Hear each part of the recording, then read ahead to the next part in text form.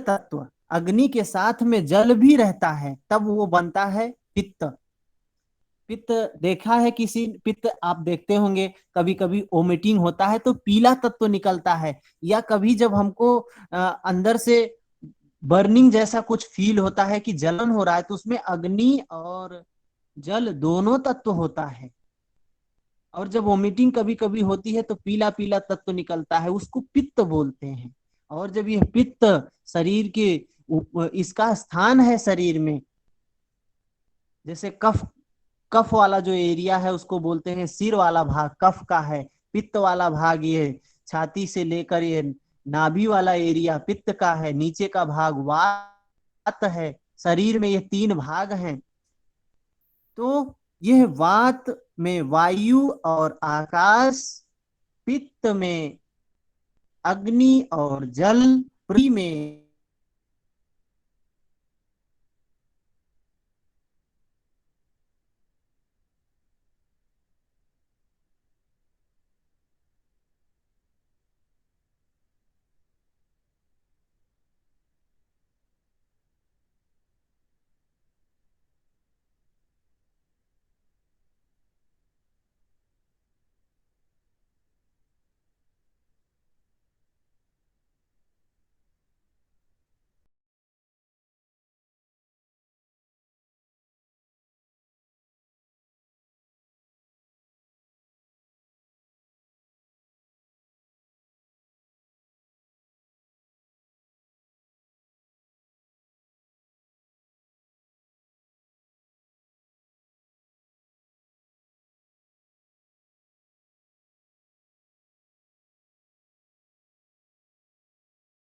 शाही रस कौन कौन से हैं?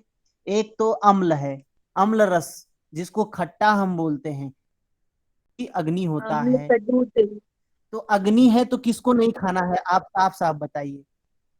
अग्नि तत्व जिसमें मौजूद है किसको नहीं खाना है? जिसके शरीर में अग्नि होगा, पित्त होगा, उसको नहीं खाना है।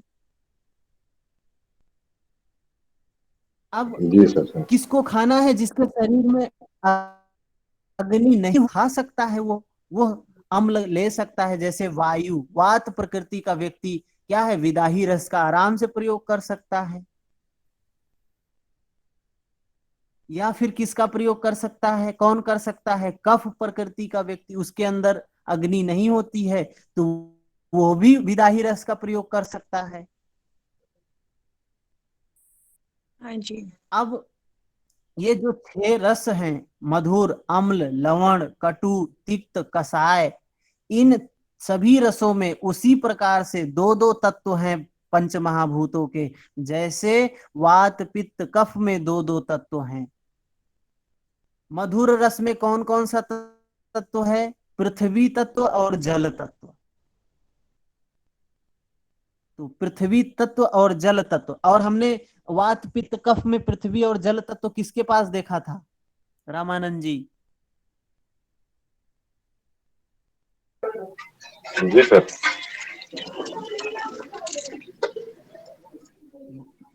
पृथ्वी और जल तत्व हमने वात पित्त कफ में किसके पास है? कफ वाला जो प्रकृति होता है उसमें हाँ, क्या कफ के क्या पास ज्यादा जल होता और है? पृथ्वी है सर। पृथ्वी कफ और कफ जल। के पास जल और पृथ्वी रहती है सर। हाँ पृथ्वी।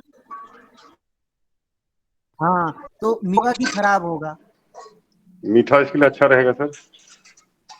नहीं भैया। मीठा उसके लिए अच्छा नहीं होगा, क्योंकि नहीं होगा उसके उसके शरीर में लिए। पहले से ही पृथ्वी है।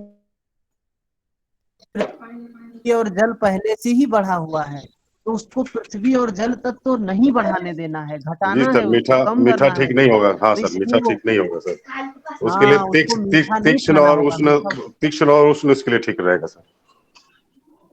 हाँ, उसके लिए पृथ्वी और जल तत्व जिसमें होना चाहिए, क्योंकि उसका पहले से ही बढ़ा हुआ है। जी सर। हाँ सर।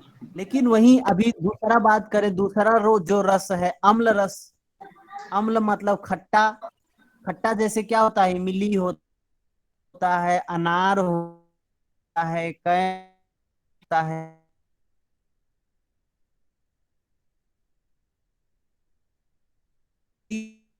यह अग्नि तत्व है तो अग्नि वाले को तो नहीं खाना है इसको, मतलब पित्त वाले को नहीं खाना चाहिए खट्टा। जी सर। और पृथ्वी भी है तो कफ वाले को भी नहीं खाना चाहिए खट्टा। तो किसको खाना चाहिए? वात प्रकृति वाले के लिए खट्टा चीज बहुत अच्छा है। इमली नहीं, वात प्रकृति का जो व्यक्ति है उसके लिए ये खट्टा चीज क्या है, अम्ल वाला चीज अच्छा होता है। क्योंकि वात में क्या है, वात और आकाश, वायु और आकाश है, तो पृथ्वी अग्नि दोनों बढ़ेगा, अच्छी बात है, बुरी बात नहीं है, ठीक है। फिर लवण प्रवृत्ति, लवण क्या है, नमक को लवण बोला जाता है। नमकीन, नमकीन में क्या क्या चीजें होती हैं? नमक में आपको पता है, नमक जल से बनता है तो जल तो होगा ही, इसके साथ में जल के साथ में अग्नि भी होती है इसमें, नमक में। तो किसको नहीं खाना चाहिए? जिसके अंदर अग्नि होगी उसको नहीं खाना चाहिए। कफ के अंदर अग्नि होती है? नहीं होती है। नहीं पित्त के होती। अंदर होती है? हाँ, पित्त के अंदर होती है। होती पित्त है। को अग्नि का तत्व है, नहीं खाना चाहिए, लवण नहीं नहीं खाना चाहिए। लेकिन कफ वाले को भी नहीं खाना चाहिए क्योंकि जल है इसमें और कफ वाले में भी जल होता है। तो अच्छा किसके लिए है? ये लवण भी वात प्रकृति वाले बात व्यक्ति के प्रकृति लिए वाले के लिए। अच्छा है, ठीक है। अब कटु की बात करते हैं। चौथा रस है कटु, जिसमें वायु और अग्नि है।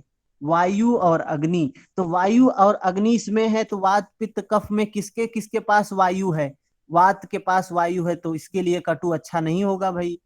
और अग्नि है तो पित्त वाले के लिए भी अच्छा नहीं होगा, लेकिन किसके लिए बहुत अच्छा होगा कटु? कटु कफ अच्छा वाले। होगा कफ जल के वाले के लिए, लिए, कफ बहुत कफ वाले के अच्छा के लिए। होगा लिए। कफ वाले के लिए। हाँ, जो कफ प्रकृति का व्यक्ति है उसको कटु आहार, तीखा आहार अच्छा है उसके लिए। वही तिक्त बात आती है, तिक्त की। तिक्त का मतलब क्या होता है? कड़वा। कड़वा जो है वो किसके लिए अच्छा है? कड़वा में क्या क्या चीजें होती हैं? वायु और आकाश होता है। तो वायु और आकाश, तो वायु और आकाश किसके अंदर होता है? वात के अंदर होता है। तो वात के लिए तो ये तो जहर है, वात प्रकृति वाले व्यक्ति के लिए कड़वा चीज तो जहर है, उसको खा। वात प्रकृति का जो व्यक्ति है उसको नीम की दातून बिल्कुल नहीं करनी चाहिए, करेला बिल्कुल नहीं खाना चाहिए, पटोलक नहीं खाना चाहिए, गिलोय नहीं खाना चाहिए। क्यों नहीं खाना चाहिए? क्योंकि उसका वात पहले से बढ़ा है, इसको खाएगा तो और बढ़ जाएगा। तो ये है, हम खुद ही समझ गए कि ये वाला सामान किसको खाना चाहिए? ये सामान कफ वाले को खाना चाहिए, पित्त वाले को खाना चाहिए, दोनों के लिए अच्छा होगा। क्योंकि ना इसमें अग्नि है, ना जल है, ना पृथ्वी है, तो दोनों ये तिक्त कौन कौन खा सकता है? कफ प्रकृति का व्यक्ति खा सकता है, और पित्त प्रकृति का व्यक्ति खा सकता है। बात आती है कसाय रस, छठा रस है कसाय। कसाय रस में क्या क्या होता है? वायु और पृथ्वी। तो जिसमें वायु है पृथ्वी है वो ना खाए, बाकी लोग इसको खा सकते हैं। तो वायु किस में होता है? वात में, हाथ तो में होता कसाय है। रस वात वाले के लिए अच्छा नहीं है। और क्या होता है? पृथ्वी, पृथ्वी होता है तो कफ वाले के लिए अच्छा नहीं है, लेकिन पित्त वाले के लिए कसाय रस भी अच्छा होगा। ऐसे ही हम इसको समझ सकते हैं। और इतना समझने के बाद जो प्रश्न आता है वो ये पूछते हैं, गुरु, लघु, मधुर, उष्ण, रूक्ष, स्निग्ध, ऐसे प्रश्न पूछते हैं। तो यहाँ पे यह समझने वाली बात है कि गुरु का मतलब होता है भारी, और लघु का मतलब होता है हल्का। तो वात हल्की होती है ना, और कफ भारी होता है ना।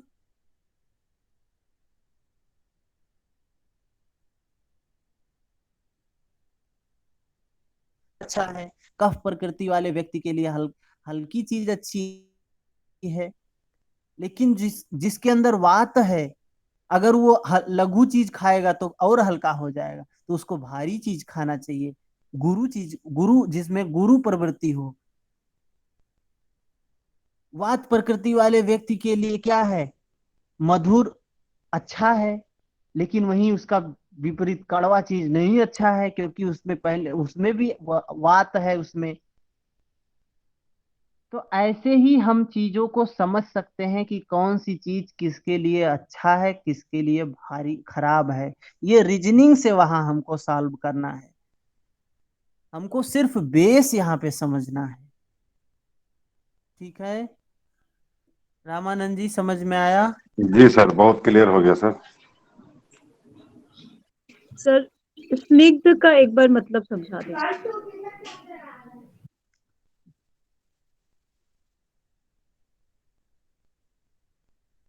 इसमें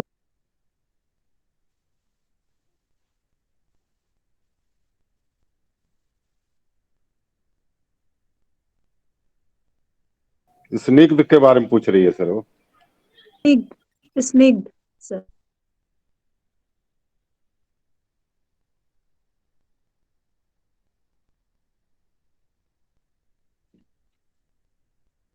भैया आपकी वॉइस नहीं आ रही है। स्निग्ध का मतलब होता है चिकने, चिकने पदार्थ